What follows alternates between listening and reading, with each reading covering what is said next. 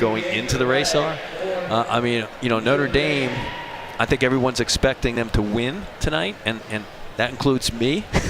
But, you know, if they were to take second, I don't think that'll plunge them into a great depression. But on the other hand, if Virginia Tech beats Notre Dame somehow, that's going to give them a lot of momentum, you know, heading into the, because they're trying to win the team race. So, you know, it depends what your goals are and how that sets up. You can see a huge Virginia Tech Hokie fan base right there. And they will bang that 6 lane and make a lot of noise. Number 1 on track and number 1 in their hearts here in Blacksburg. Again, the women off to a great start in the distance medley, and the men would like to complete a sweep of the distance medleys, and that way they're setting the tone for a sweep of the overall team races later in the meet. There's the Duke contingent. You know, there's a little pressure, Norm, with Virginia Tech. They have won the men's title each of the last 4 times that they have hosted it here inside Rector Fieldhouse. It has not been good news for some of the opponents, and they're hoping that trend continues, and this DMR team can certainly get them off on the right foot. Can they upset Notre Dame?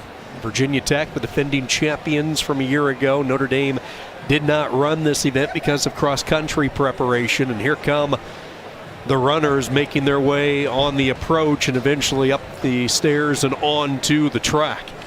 This is a great moment when you're one of the 4 men on the distance medley. Your heart's leaping out of your chest. You can't wait for the showdown. As you see some of the 1,200 meter runners right now giving the signal to get out on the track and get their strides. For a lot of these guys, they've been training all year for this 1,200 or the anchor mile or their intermediate 800. And again, it sets the tone for the events later, because most of them will be coming back in either the mile or the 800 or the quarter. So, how did you handle the day waiting? How did you keep your guys loose and ready to go? Take us through the first day when you're not competing. Well, I always trusted our guys to stay out of trouble, keep them in the hotel, and go about their normal routine. That would usually be a shakeout in the morning, first thing before they ate breakfast, and go get a few miles in, and then do what they normally do. They're used to spending times in hotel rooms at meets, so that's not too foreign. What you don't want them to do is hang out all day and watch the heptathlon and the pentathlon. You want them to stay in the hotel room until just a couple hours before the race, and then do their normal routine. But it's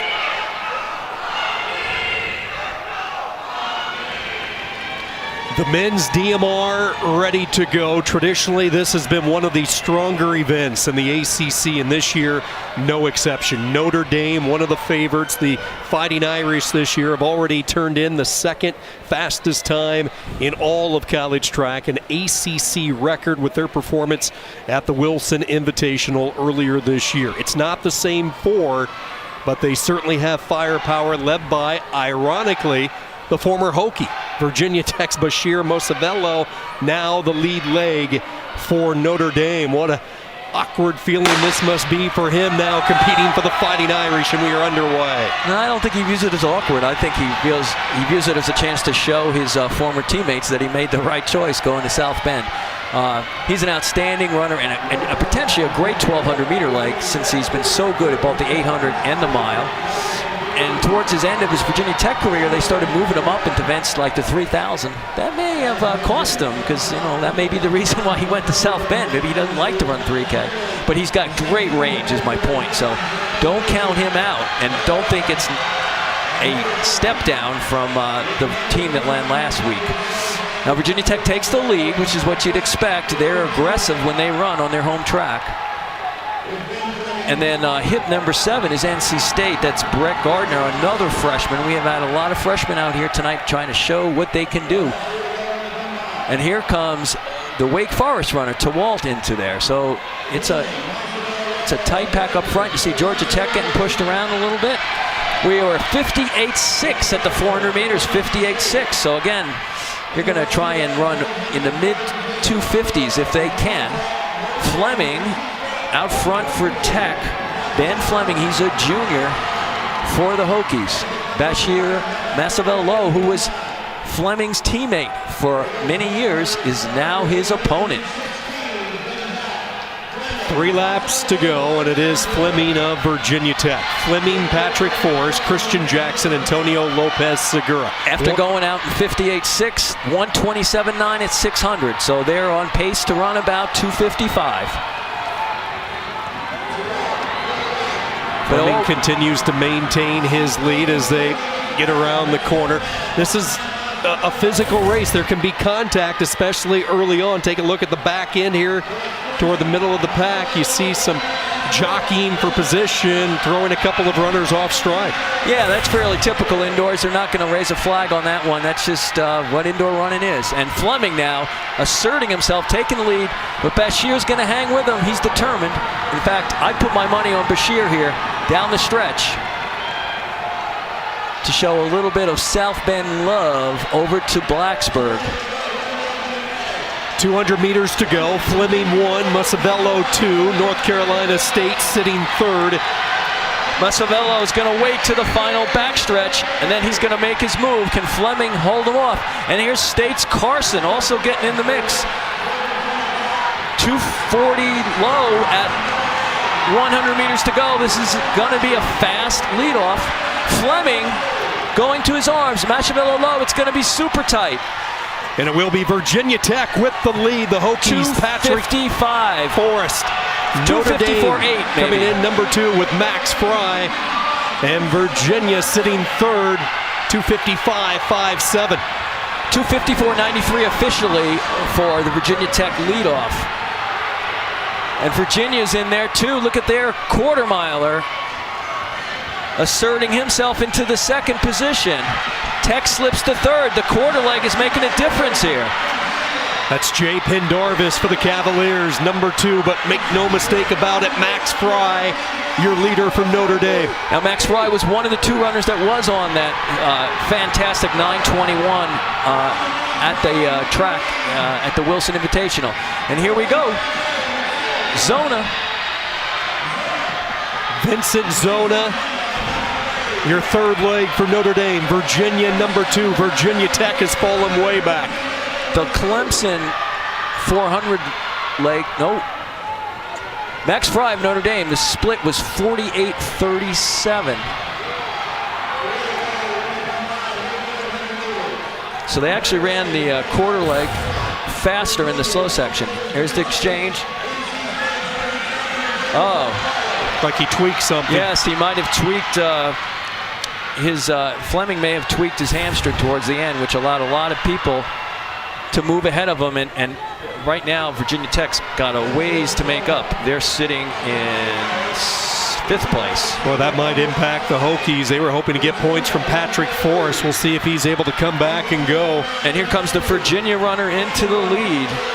That is Liam Bellamy, another freshman. Man, we've seen a lot of freshmen tonight. Liam Bellamy for Virginia, followed by ZONA of Notre Dame. That's Vincent ZONA. He's a senior. And then NC State just refuses to go away. Zach Hughes, the freshman from NC State. So we got 2 of the 3 leaders are freshmen battling out here on this fast heated DMR. Tech is closing back into the race. They're in 5th. Christian Jackson moving up, trying to get Virginia Tech back in at this event. So much history in the ACC. Notre Dame won an NCAA title, an indoor championship back in 2019. The volume on the backstretch is outstanding right now. And here comes NC State. Virginia in the lead. NC State just back of Notre Dame, but look who's ranked for Notre Dame. The number 1 collegiate miler, the record holder. He's run 3:54 in the indoor mile. He's the collegiate record outdoor in the 1,500 meters, and he's just taken the lead. Yared NUGUSE. That split for Virginia, 151.71. The Notre Dame split, 152.59. The NC State split, 151.03. Some other fast splits in there too. There's a couple 150s, but a really good 800 leg. But all for naught. NUGUSE has got the lead. He's the only race he's running here in these championships. That's because Notre Dame has eyes on potentially competing in 3 events at the NCAAs in 2 weeks. And if he can take a nice leisurely stroll like this, that's all he needs to do. He just needs to get 10 points for the Fighting Irish. Yared NUGUSE. your leader for Notre Dame. Really become the face of the sport in the distance races, what he has been able to do representing at the U.S. Olympic trials this past summer in a 55 flat for NUGUSE. Yeah, that's flying. 55 flat will get you a 340 if you can hold that pace. Obviously, that's not going to happen, but he is serious about putting this away early. NUGUSE is so capable of running very, very fast. He's one of the best in the world. He's gotten a lot better since he's been to Notre Dame. Big credit to Coach Sean Carlson and their whole staff. Now the question remains, can Virginia Tech make it a little bit closer? They're in second now, so at worst, this is a loss of 2 points. They were actually, it's exactly what they were projected to be, second. So the distance medley is holding up to form with Notre Dame in first and Virginia Tech in second. You look at the career of Yared NUGUSE. Not only has he dominated on the track, he has a 3.8 GPA in biochemistry, a minute 54 for NUGUSE. So here's the contrast, right? Virginia Tech's anchor, Antonio Lopez Segura, he has run 3:56. That's not too shabby either. And of course, they're trying to win the team title, which is not necessarily in Notre Dame's list of accomplishments for the weekend. So he may chase NUGUSE hard, but the question is, he's got to come back. That is the Virginia Tech anchor, Lopez Segura. He needs to come back in the mile and potentially the 3,000 as well, whereas NUGUSE is done for the weekend after this carry. So, it almost may be wise for Yared to chill a little bit and take the secure 8 points. Interesting. So many records for NUGUSE. He broke the NCAA 3,000 meter indoor record, a 7:38.13. What hasn't he done? Segura, though, trying to make it interesting. He's closed the gap to 10 meters, and he's continuing to move on NUGUSE. Again, I can't imagine NUGUSE not being able to lift at will. But to be honest, Segura looks better right now. Very dramatic finish here between two of the three best milers in the ACC.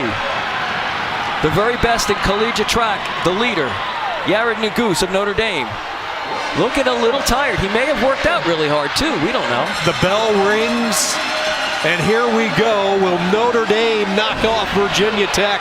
Segura with the crowd behind him. And again, a 3:56 miler. No shabby runner. Here he's digging down. He's moving on the backstretch. There's about 100 meters to go. Segura digging. Around the corner, getting ready to enter the straightaway, and NUGUSE stumbles! Yared NUGUSE goes down, and it will be Lopez Segura for Virginia Tech. Oh my, what a turn of events. The crowd here is loving this.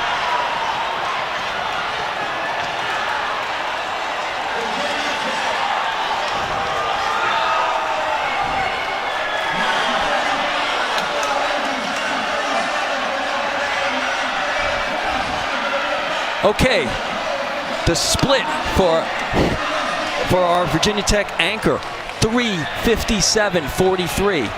NUGUSE, a respectable, highly respectable 4 flat 89.